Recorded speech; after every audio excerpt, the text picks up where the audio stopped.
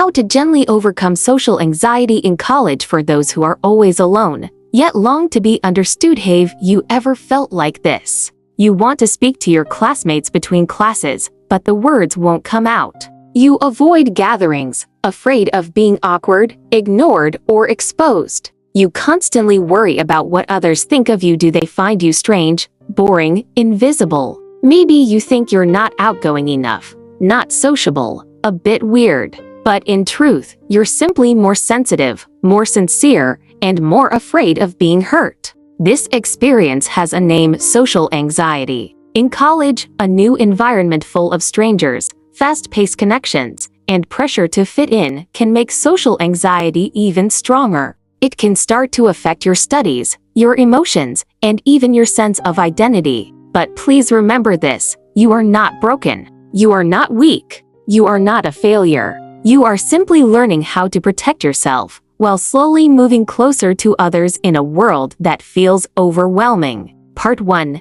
You're not bad at socializing, you just care too much. People with social anxiety aren't bad at talking. They're just too worried about how others perceive them, too sensitive to body language, tones, and expressions, too afraid of messing up, being judged, or disappointing someone. In every word you speak, every gesture you make, comes with a mental flood of doubts. Did I sound awkward? Was my smile weird? Were they whispering about me? You don't avoid people because you don't care. You care too deeply. That's why it hurts. So the first step isn't forcing yourself to be extroverted. It's learning to accept that it's okay to be quiet, slow, unsure, and still worthy. Part 2.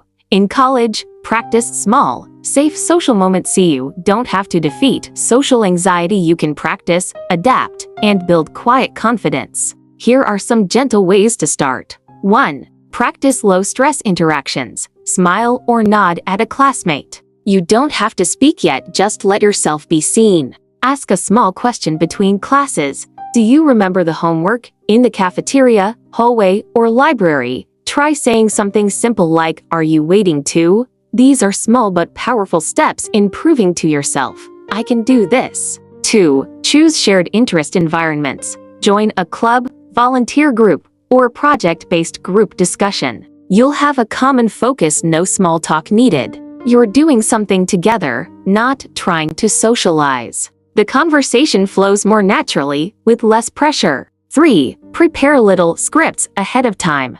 Think of 3 conversation openers. What year are you? Is this your first time in this class? Think of 3 polite exit phrases. I need to head out, but it was nice talking. Practice how to respond or build on what others say. I get what you mean. That's happened to me too. Just a little preparation can ease a lot of anxiety in the moment. Part 3. Find your own pace of socializing. You don't need to be the life of the party. You just need to discover a way of connecting that feels safe, honest, and manageable. 1. It's okay to be slow to warm up. You're not cold. You're just careful. People who are truly worth it will wait for you to open up.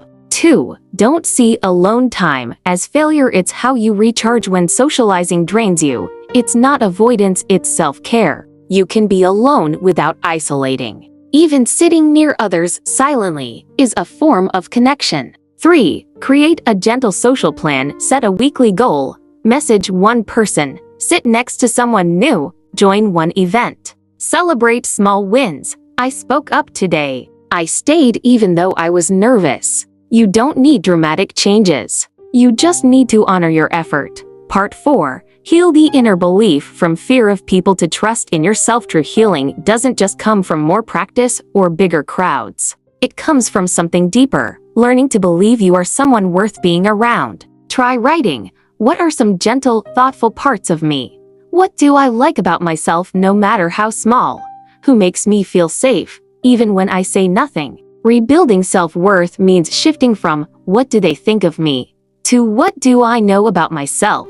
Closing, a letter to the one still afraid of being seen. Dear one, you're not antisocial. You're not weak. You're just tired of being misunderstood and holding everything in by yourself. College may seem like a place where everyone is thriving socially, but many are just good at pretending to be okay. You are already doing the hardest part, showing up. There's no need to rush. Socializing doesn't have to be loud. Courage isn't about how much you say, it's in how gently you try again. Real connection isn't, I impress you, so you like me. It's, I can be myself around you and you stay. May you no longer be afraid of crowds, and more importantly, may you no longer be afraid of your own presence. Thank you for spending this time with me. If you're struggling with social anxiety in college, please remember you're not alone, and you're not broken. You're just learning how to move through the world while protecting your gentle heart. You don't have to be perfect to be loved.